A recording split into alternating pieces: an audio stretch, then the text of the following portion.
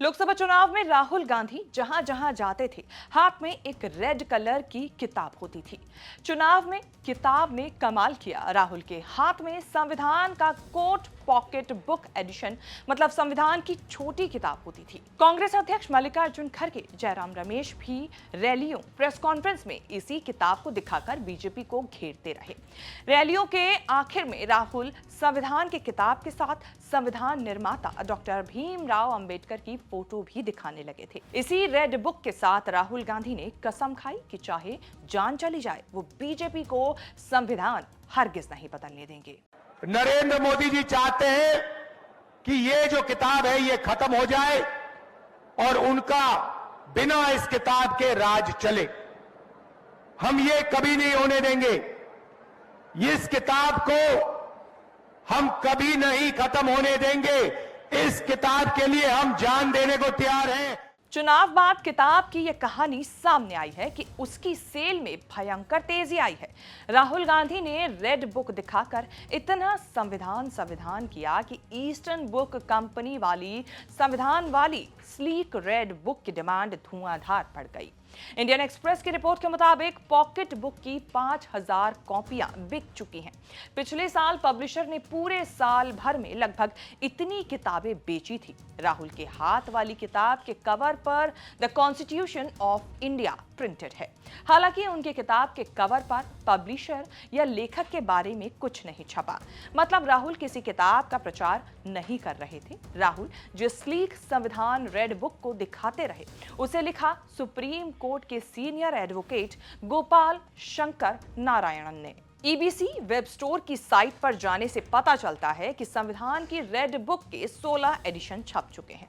किताब की original price 895 रुपए है। वेबसाइट से ऑर्डर करने पर 16वां एडिशन 716 रुपए में मिल रहा है।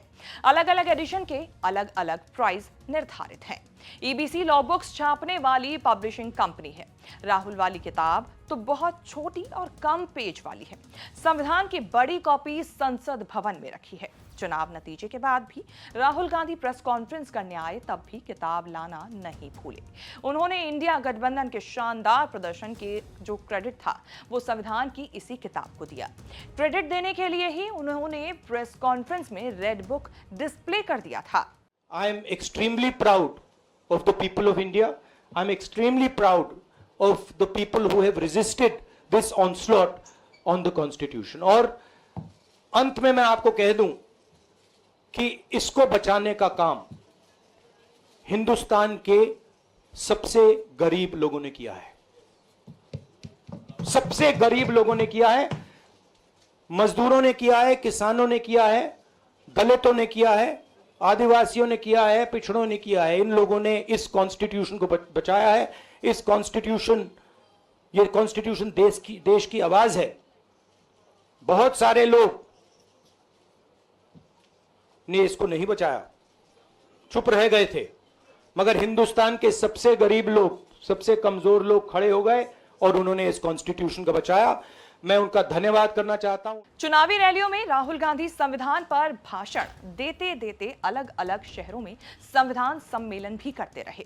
राहुल ने चुनाव का पूरा नैरेटिव संविधान के इर्द गिर्द बुन दिया, जिसने बीजेपी को ठीक ठाक डैमेज किया। राहुल इफेक्ट ये है कि बीजेपी को इतने नंबर नहीं मिले कि वो संसद में अपनी मर्जी से संविधान को बदल सके। राहुल गांधी का माहौल खराब करने के लिए बीजेपी वालों ने यहां तक कैंपेन चलाया कि राहुल चाइनीज किताब लेकर चल रहे हैं। सच्चाई ये थी कि राहुल के हाथ में संविधान की किताब होती थी, जो छापी है लखनऊ के पब्लिशर ईस्टर्न बुक कंपनी ने।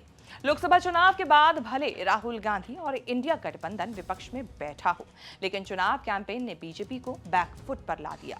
चुनाव कैंपेन था कि मोदी 400 सीटें इसीलिए मांग रहे हैं ताकि संविधान बदल सके। कई बीजेपी नेताओं ने ऐसी मंशा भी बताई। चुनाव बाद माना जा रहा है कि दलित पिछड़ों में राहुल का कैंपेन बहुत अंदर तक गया, जिससे बीजेपी को नुकसान हुआ। संविधान बदले जाने का डर दिखाकर राहुल गांधी ने बीजेपी को बहुमत से रोका, लेकिन एनडीए को बहुमत मिल गया। एनडीए ने मोदी को पीएम चुना। मोदी एनडीए की बैठक के लिए पुरानी संसद के सेंट्रल हॉल पहुंचे तो उन्होंने संविधान की किताब हाथ में उठाकर सिर झुकाकर उसको प्रणाम किया। पिछली बार 2019 के चुनाव के बाद उन्होंने किताब को झुककर नमन किया था। इसे भी राहुल का इफेक्ट माना गया।